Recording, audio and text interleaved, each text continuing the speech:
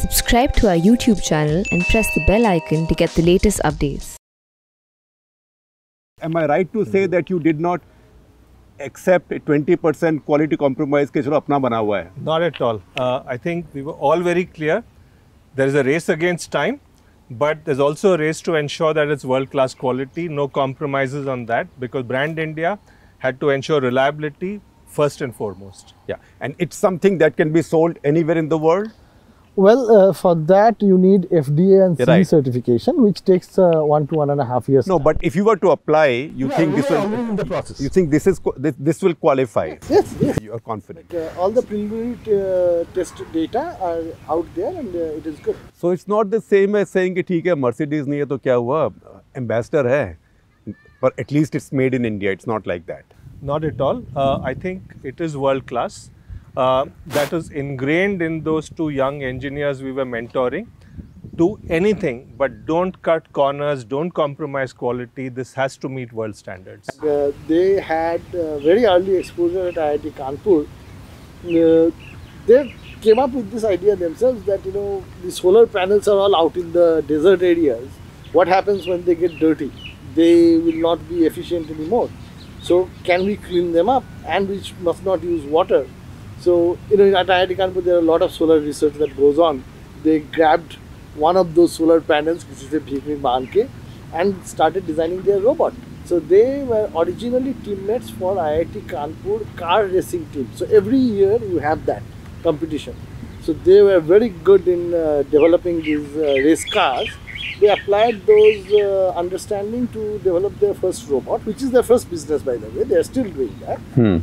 And then they thought that, you know, if we can move mechanical parts with electronics. So what is this Startup Incubation and Innovation Center? So there are about 150 incubation centers that have been promoted by the government of India, usually affiliated to a good engineering college or a CSIR research center. And the idea is to decentralize entrepreneurship across the country and make it easy for young people to become entrepreneurs by getting both guidance and mentoring close to their alma mater. So Startup Incubation Innovation Center is the incubator at IIT Kanpur. Kind of a post office for government money. The government is pumping in a lot of money in the incubation ecosystem, and that money is given to these incubators. And in UP, unfortunately, we are perhaps the only incubator of worth its salt.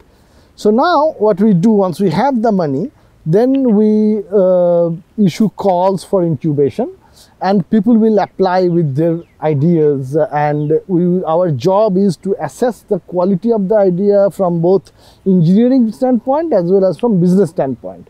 So we have both kinds of people in our ecosystem, and then the ones that we feel are good, then we give them money, we give them the entire infrastructure of IIT Kanpur to play with, and once their product is ready, then I get to Srikant Shastri and Saurabh Srivastav and people like that who are alumni or well-wishers of our institute, and they then teach them business.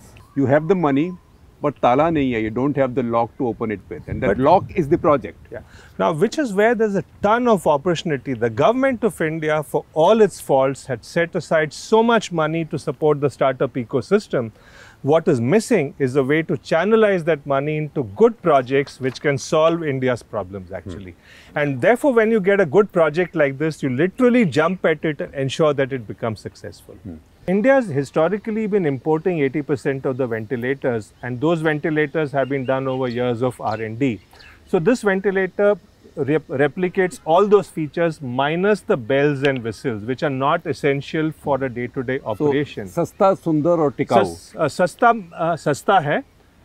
टिकाऊ और सुंदर, I would say, it's more than टिकाऊ actually. It matches up to the reliability and quality of that ventilator, but it is सस्ता for two reasons. जो non-ज़रूरी चीजें उसको हटा देता है, and it takes away the high overheads and margins that a multinational has. I'll tell you what is the Tikau part. So Dr. Prachi Sathe, who was there in our Ruby Hospital. Yeah, Ruby Hospital. I know. So she said that I cannot take a machine to my patient until and unless I am confident that it will not break down. So she ran the machine for 48 days at a stretch without powering it off. When that was successful, then she said, okay, now I am confident to put it on a healthy person. Is that while the ventilator project was a great success, it's a model that can be taken forward in many different situations to help many young startups, many young companies, and there are a group of people available. These are unlikely to be people who have a full-time career, but there are so many people in their 50s and 60s who are near retirement, post-retirement, who are looking for great things to do, don't know what, and suddenly if this matchmaking is made possible, I think it's going to be a great outcome. The startups and ventures are going to get great advisors. Advisors are going to get fulfilling things to do, and they live longer because they have a lot more to look forward to actually, so, which is what gives us so much excitement. A doctor must know that the product, because at end of the day, it is the doctor who is responsible for the life. Okay? So he or she will not feel comfortable unless they are sure that the quality of the product is good. Now, for the quality of the product to be good, what we need to have is a very strict testing and certification regime. Now, often in India, strict is, misconstrued as complex. It does not have to be that way.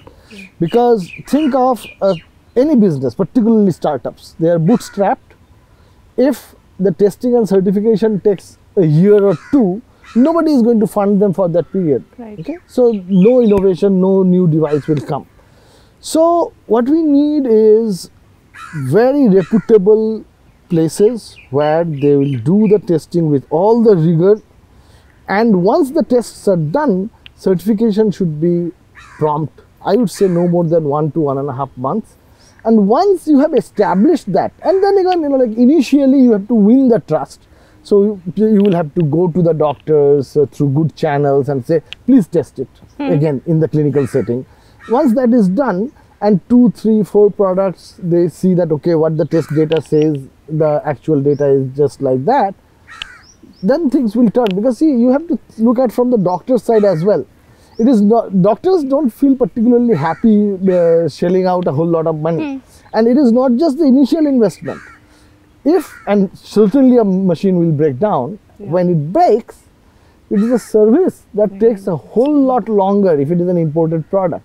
If it is a domestic product, you get service much faster as well. So there is the market, there is the requirement, we just have to supply the quality, that's it.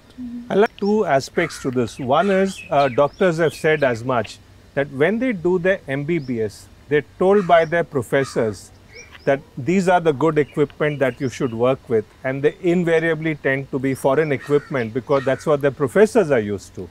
So that mindset can change provided you do what Amitabh said, create good reliable products here. But so it's a long road. Apart from putting in place reliable products, what we need is continuing education programs for doctors, and multinationals do a fantastic job of that. They have year-round courses and programs where doctors also need to keep learning and relearning. They spend time teaching the doctors, and when doctors learn on a set of products and equipment, they get very comfortable. So Indian companies also need to invest in that. It's not just I have sold your product, now do what you will with that, but I will help you to use it better.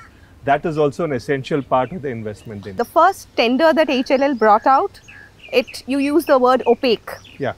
Do you think Government of India is really ready to support this level of innovation? And So the government conceptually wants to support innovation. But what we must remember is things like Startup India, etc., just about 6 years old now, and therefore has the message seeped down through the bureaucracy? The answer is no, because it's a question of the left hand not knowing what the right hand is doing, and there is a desire to do innovation, but it's not translating into practices. For example, take procurement policy. Government is the biggest buyer for healthcare equipment. But when government rolls out a tender, it says, show me a 3-year track record of selling to government hospitals. Now, where will a startup have a 3-year track record? But the government is also learning very quickly.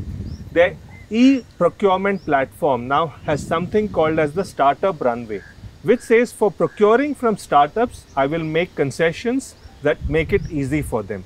So I think there's reason for optimism that even the government is changing. The government tender requirement had lots of items. Now, these guys ensured that adherence to quality meant I will meet every one of them and not take a shortcut. And in most cases, the other companies stumbled because they could not secure a component from overseas, for example, to meet one of those requirements. So they tried to bypass it or tried to get away with it and hoping no one would notice it, and which is why they kept failing. In our case, I think Nikhil and Harshit's focus on quality was matched by people who could procure components for them and ensure that they were not found wanting on that count. So I think all of these things together, ensuring that, look, I'm not going to try and find any shortcuts. If the government says I want A to Z, I will deliver A to Z. Actually. I should also add, it is not a surprise that being from IIT Kanpur helps. Two very famous multinational companies helped our team with what is called computational fluid dynamics. That is how the air will flow if you push it at a certain speed. That helped.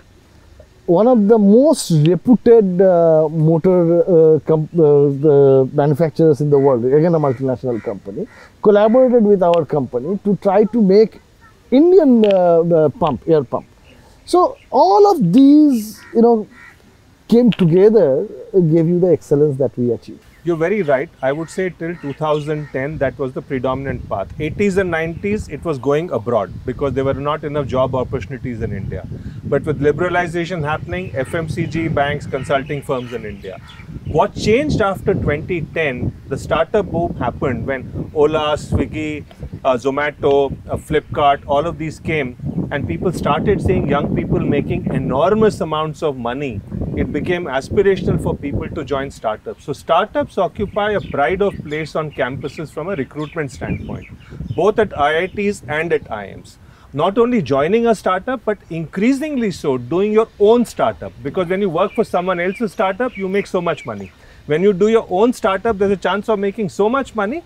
Maybe the odds are very, very low, but you still want to take the chance when you're 24 years old. You don't mind spending 3 years of your life. I think the odds of getting into an IIT are also low. Correct. And you've been through that grind, and therefore you say, let me take one more shot at doing my own startup. And with 35 unicorns now from India, there is more and more evidence for people that, look, it's a gamble worth taking actually.